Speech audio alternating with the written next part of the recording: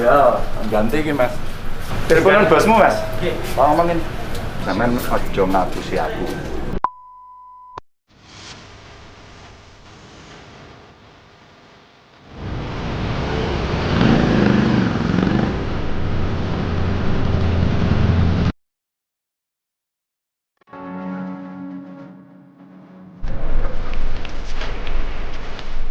Ini petanya Apa? kita kabel ini panggilan ngurus Mas. Detail-detail biasanya mesti dongan. Sambungan ini loh Mas. Ya. Like, share and subscribe to my channel.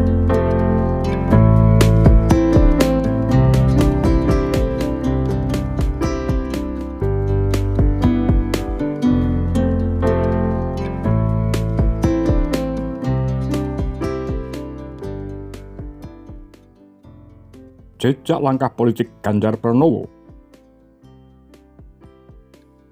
Ganjar Pranowo telah resmi ditetapkan sebagai calon presiden dari Partai Demokrasi Indonesia Perjuangan. Jejak langkahnya selama lebih dari 3 dasawarsa di dunia politik dapat memberikan petunjuk mengapa ia dapat meraih posisi ini. Jumat 21 April 2023 menjadi hari bersejarah bagi Ganjar Pranowo. Ketua Umum Partai Demokrasi Indonesia Perjuangan, Megawati Soekarnoputri, mengumumkan penetapan dirinya sebagai calon presiden usungan partai.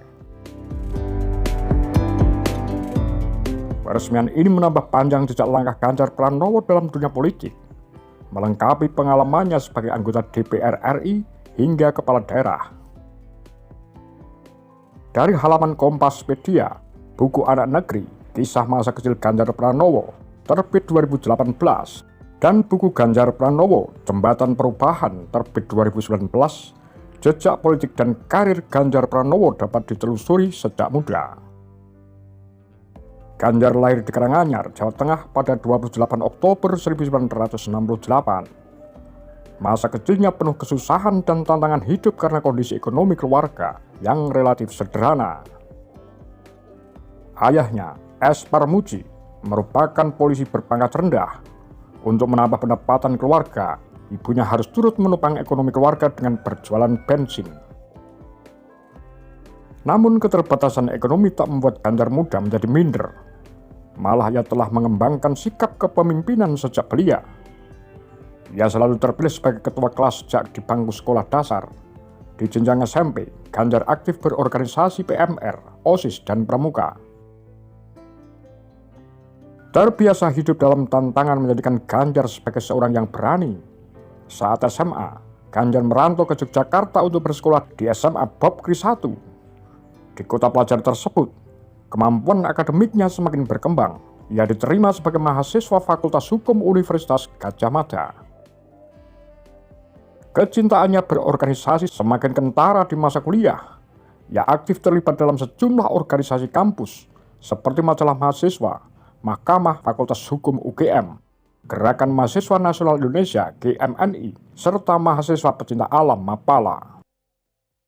Semangat untuk berpolitik juga telah dibangunnya sejak masa kuliah dengan terlibat dalam Gerakan Demokrasi Kampus Gedek tahun 1992 hingga 1995. Ganjar kemudian juga bergabung dengan PDIP saat masih berstatus mahasiswa pada 1992.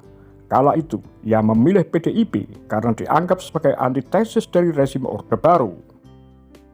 Setelah mendapat gelar sarjana hukum pada 1995, Ganjar tidak langsung terlibat dalam politik praktis. Ia sempat berkarir sebagai konsultan pengembangan SDM di sebuah perusahaan swasta dari 1995 hingga 1999.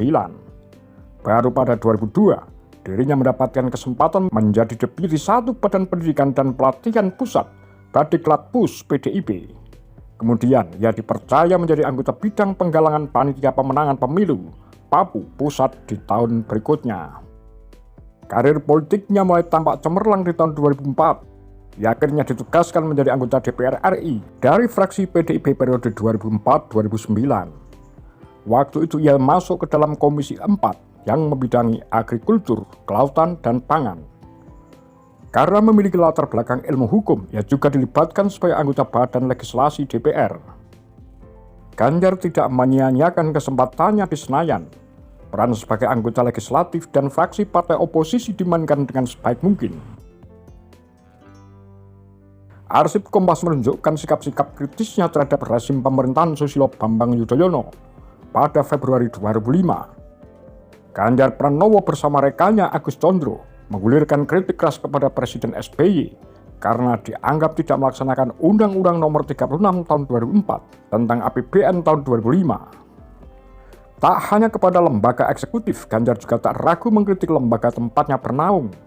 Salah satu contohnya adalah ketika DPR berlarut-larut gagal menyepakati dua materi dalam rencana Undang-Undang Pemilu anggota DPR, DPD, dan DPRD pada Februari 2008. Sikap kritis Ganjar tetap tegas dipertahankan ketika kembali menjabat sebagai anggota DPR dari fraksi PDIP periode 2009-2013. Ia terlibat dalam sejumlah tim ad hoc DPR yang mengusut kasus Bank Senturi. Di luar itu, Ganjar juga tetap memberikan otokritik terhadap DPR. Contohnya, ketika ia yang saat itu menjabat Wakil Ketua Komisi 2 menilai target pengesahan 70 rencana undang-undang dalam 1 tahun adalah hal yang kurang matang. Kritik-kritik yang dilancarkannya selama menjabat sebagai anggota DPR seakan memberi petunjuk gagasannya terhadap kepemimpinan. Ganjar menyoroti kekuatan rezim lampau yang terus bercokol di pemerintahan sehingga berpengaruh tidak dilaksanakannya semua agenda reformasi. Untuk melengkapi pengalaman politiknya, Ganjar ditugaskan oleh PDIP untuk maju sebagai calon gubernur Jawa Tengah periode 2013-2018. Ganjar dipasangkan dengan Heru Sudjatmoko yang sebelumnya menjabat sebagai Bupati Purbalingga. Pasangan Ganjar Heru berhasil meraih 48,82% suara, jauh melampaui pasangan petahana Bibit Waluyo Sugiono Sutro-Atmojo yang memperoleh 30,26%. Ganjar menyebutkan kemenangannya ditentukan beberapa faktor, yakni kekuatan partai yang solid dan efektif, dukungan sukarelawan, dan kehendak masyarakat yang menginginkan perubahan. Ganjar yang juga lulusan Master Ilmu Politik Universitas Indonesia tahun 2013, lantas berusaha menunjukkan kepercayaan rakyat Jawa Tengah dalam kinerjanya sebagai kepala daerah. Gubernur dengan slogan kampanye, "Boten ngapusi, boten korupsi." Tidak membohongi, tidak korupsi. Ini segera mengambil langkah strategis. Ia mencoba berfokus pada 18 agenda yang berusaha menjawab persoalan kemiskinan, pengangguran, dan pembangunan infrastruktur. Fokus kerja ini dibarengi dengan inovasi adalah prinsip yang coba ia terapkan dalam mengimplementasikan agenda-agenda tersebut. Salah satu terobosan yang segera ia lakukan adalah lelang 85 jabatan struktural ASN. Langkah awal reformasi birokrasi ini dirasa Ganjar harus dilakukan untuk memberikan kesempatan kepada ASN potensial. Ia juga merasa langkah ini bersama dengan revitalisasi aset daerah adalah prasyarat dalam menjawab persoalan pembangunan yang optimal dan merata. Selain agenda-agenda tersebut, Ganjar juga menerapkan pola komunikasi yang sangat diterima warga Jawa Tengah. Merakyat adalah kata kunci dari citra dirinya yang berusaha ditonjolkan. Ia juga lebih memilih memakai mobil Toyota Innova ketimbang mobil mewah sebagai kendaraan dinasnya. Ganjar juga terkenal dengan senyum lebarnya, mudah menyapa, dan luwes. Sempat dikritik karena ia terlalu sering berkunjung ke daerah-daerah. Ganjar mengatakan bahwa sebagai orang Jawa, hal itu penting dilakukan. Sebab selain dapat langsung bersentuhan dengan rakyat, ia merasa dapat memperoleh banyak masukan dan kritik yang membantunya memprioritaskan agenda kerjanya.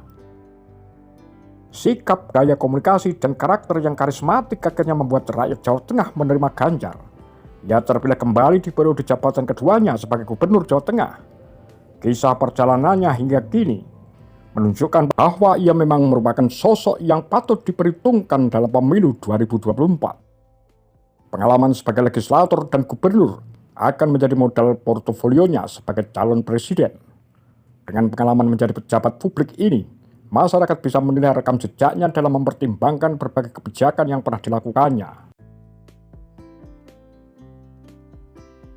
Tentunya, Modal kapasitas pejabat publik ini juga tidak dapat dilepaskan dari komitmen partainya, PDIP, untuk terus menempa kader-kadernya sebagai calon pemimpin.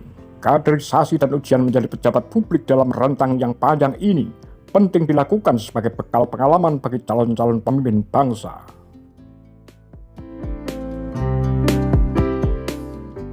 Apa komentar Anda? Demikian kura-kura, Tagar Lambe Sundel.